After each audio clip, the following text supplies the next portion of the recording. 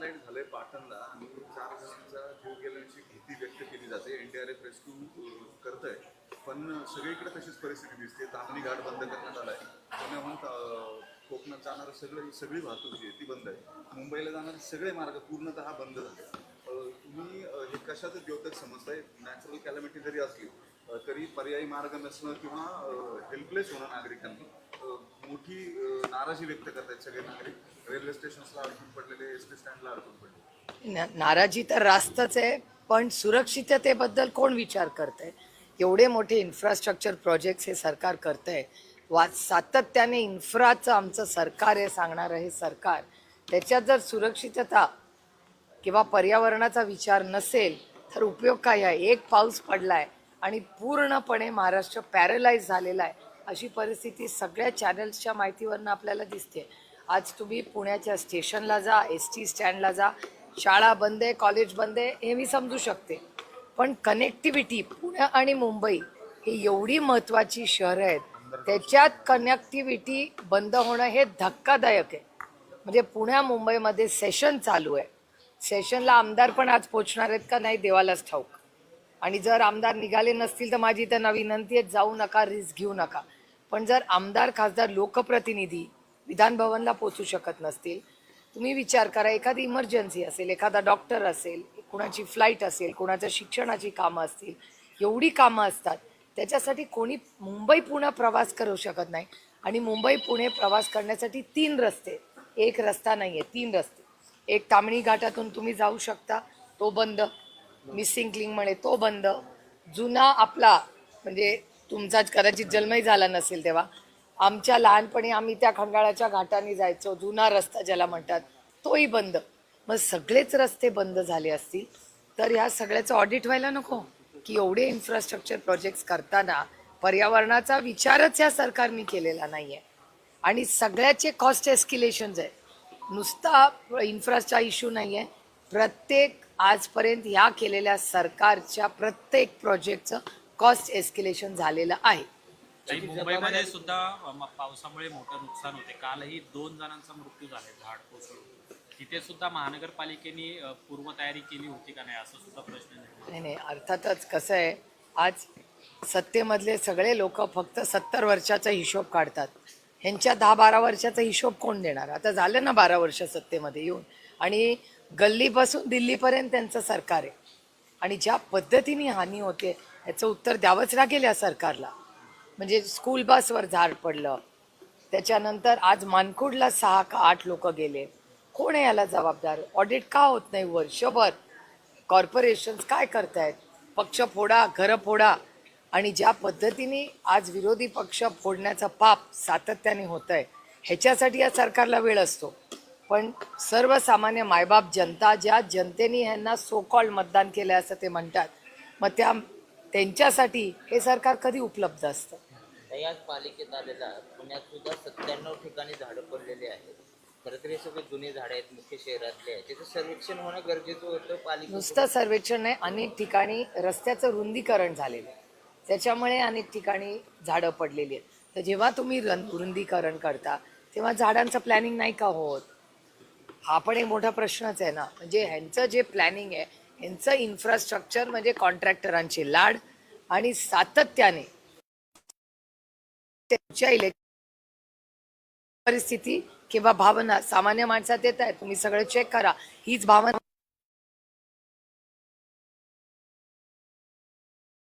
नाही आलेल्या, पण सोशल मीडियावर सगळीकडे एवढीच चर्चा आहे. काही रोहितदादा सातत्याने आंदोलन करतायत, सरकारच्या विरोधामध्ये रस्त्यावर आहेत. 2 दिवसापूर्वी त्यांनी एक ट्विट केलेलं आहे की माझ्यावर आता पुन्हा एकदा कारवाई होऊ शकते. अशा पद्धतीने तुमच्याशी काय चर्चा झाली किंवा काय असू शकतं आणि पुन्हा तेच ईडी हे ते सुरू होईल? आम्हाला आईस म्हणजे इन्कम टॅक्स, CBI आणि ED विरोधी पक्षात असला की हे होतेच. आणि तुम्ही त्यांच्यामध्ये गेला की ते वॉशिंग मशीन होतं, आता डेटाच आहे ना. तर ही जुनी गोष्ट झाली या देशात. विरोधी पक्षात असला तर आईस, आणि सत्ताधारीत असल्या तर त्याला सौखून माफ. ते वास्तव आहे दुर्दैवाने या देशाचं. राम मंदिरावरून शिवसेनेने आंदोलन सुरू केलेली आहे. तुम्ही काही करणार असं उद्धव ठाकरे अयोध्येलाही जाणार? एक तर कालच खरं तर गेला 1 आठवडा निलेश लंकेंची इच्छा आहे अयोध्येला जाऊन तिथे आंदोलन करायचं. पण आता तिथे परवानगी देत नाही आणि जे जात आहेत खासदार किंवा आंदोलन करण्यासाठी त्यांना तिकडून काढलं जात आहे अशी माहिती सगळ्या आम्हाला तिथल्या स्थानिक आमचे जे समाजवादी आणि काँग्रेसचे सगळे आमचे जे मित्रपक्ष आहेत त्यांच्याशी जेव्हा आम्ही बोलणी केली. एक तर दुर्दैवी गोष्ट आहे की अयोध्या टू उज्जैन ही आमच्यासाठी आस्थेची श्रद्धेच्या जागा आहे आणि दोन्ही ठिकाणी एवढा मोठा भ्रष्टाचार झालेला आहे हे वास्तव चॅनल आणि वर्तमानपत्र सातत्याने करत आहे. म्हणजे आता तुम्ही विचार करा, राम मंदिर ह्याच्याबद्दल भारतीय जनता पक्षाने एवढा मोठा लढा उभा केला आणि त्या काळातले म्हणजे आज मला आवर्जून अरुण जेटली, सुषमा स्वराज, यशवंत सिन्हा, अटलजी, माननीय अडवाणीजी या सगळ्यांनी केवढा संघर्ष केला हे करण्यासाठी आणि आज त्याच भारतीय जनता पक्षात आज निर्णय प्रक्रियेत ते कुठलेच नेते नाहीत. म्हणजे आपण पुण्यात आहोत, आपले प्रकाश जावडेकर साहेब बघा, किती नेत्यांची नावं घेऊ मी. आज ती सगळी पिढी ज्यांनी राम मंदिर व्हावं आणि अयोध्या ते उज्जैन या दोन्ही बाजूसाठी ताकदीने एवढा मोठा संघर्ष केला, आज त्यांना काय वाटत असेल. ज्या एवढा त्यांचं उभं आयुष्य विरोधी पक्षात असले तरी एवढा संघर्ष केला, राम मंदिर बांधलं आणि त्या रामाच्या मंदिरात जर आज भ्रष्टाचार होत असेल ते किती दुर्दैवी आहे मला सांगा. आणि पुन्हा मी म्हणते की उज्जैन, अयोध्या टू उज्जैन आणि मर्यादा, मला सुषमाजींचे शब्द आजही आठवतात. त्या प्रभू श्रीराम कधी नाही म्हणायच्या, त्या म्हणायच्या मर्यादा पुरुषोत्तम राम. मला अजून सुषमाजींचे शब्द ऐकतात. म्हणजे सुषमाजींनी आमच्यावर संस्कार केले, जरी विरोधी पक्षात आम्ही एकामेकाच्या असलो तरी आम्हाला सांगायचे सुषमाजी की सुप्रिया हे मर्यादा पुरुषोत्तम राम आहे. आता मला सांगा कुठली मर्यादा या सरकारने ठेवली जर त्याच रामाच्या मंदिरात ज्याच्यासाठी उभं आयुष्य अडवाणीजी, अटलजी आणि सगळ्यांनी केलं, त्याच रामाच्या मंदिरात भ्रष्टाचार होतोय. आणि जेव्हा आम्ही सत्तेत होतो तेव्हा काँग्रेस राष्ट्रवादीच्या भ्रष्टाचारांना हद्दपार करू हे तुम्हीच दाखवलंय ना तुमच्या चॅनलवर. त्याचं तर काहीच झालं नाही. ते दोन्ही पक्ष फोडले, सगळ्यांना क्लीन चिट दिल्या. म्हणजे मग आमच्या कदाचित नेत्यांनी भ्रष्टाचार केलाच नाही ना. मग त्यांनी खोटे आरोप केले आमच्या नेत्यांवर फोडण्यासाठी, घरं फोडा, पक्ष फोडा. आणि त्याच मर्यादा पुरुषोत्तम रामाच्या मंदिरात आज भ्रष्टाचार होतोय हे दुर्दैवी आहे. आणि ह्याच्या विरोधात, कारण का आमच्या श्रद्धेचं स्थान आहे, आम्ही हे सहन करणार नाही.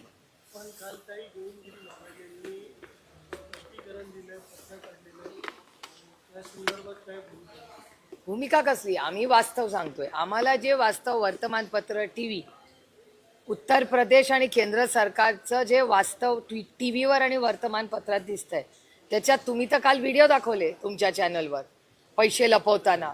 ते तर व्हिडिओ काही खोटे नव्हते, तुमच्या चॅनलवर पाहिले आम्ही. याचा अर्थ भ्रष्टाचार मोकळेपणे, दिलखुलासपणे चालला होता मर्यादा पुरुषोत्तम रामांच्या समोर. हे किती दुर्दैवी आहे. आणि मला विचाराल तर म्हणजे मला आश्चर्य वाटते की आमच्या श्रद्धेच्या स्थानामध्ये एवढा भ्रष्टाचार, चिची.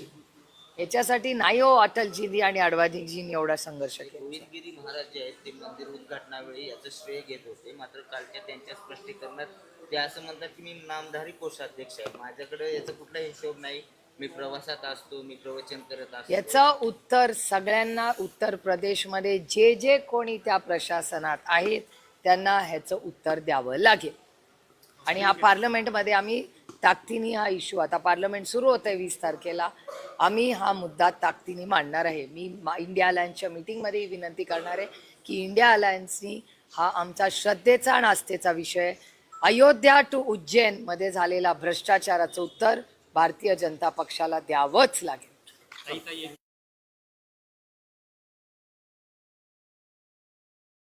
सध्या चर्चा आहे एनडीए मध्ये जाणार अशा आहे. परवा सतेज पाटीलही म्हणाले की लोकसभेनंतर राष्ट्रवादी काँग्रेस आणि काँग्रेस एकत्र येण्याच्या चर्चा सुरू झालेल्या होत्या, दिल्ली स्तरावरती त्या होत्या. आता राष्ट्रवादी आमच्या सोबत आली तर दुधात साखर आहे असं त्यांनी वक्तव्य केलं. बंटी दादा हे काँग्रेसचे ज्येष्ठ नेते आहेत आणि अर्थातच आमचे अतिशय प्रेमाचे, जिव्हाळ्याचे आणि कौटुंबिक संबंध आहेच. पण त्याचबरोबर काँग्रेस, राष्ट्रवादी काँग्रेसने गेले 27 वर्ष एका विश्वासाच्या आणि प्रेमाच्या नात्याने आम्ही एकत्र काम केलेलं आहे आणि करतही राहू. आणि बाकीच्या ज्या चर्चा मी वर्तमानपत्रात किंवा चॅनल्सवर ऐकते किंवा वाचते त्या माझ्यापर्यंत आलेल्या नाही आहेत. त्याच्यामुळे तुमच्या सूत्रांनी तुम्हाला काय सांगितलं मला माहिती नाही. पक्षामध्ये ही कुठलीही चर्चा नाही.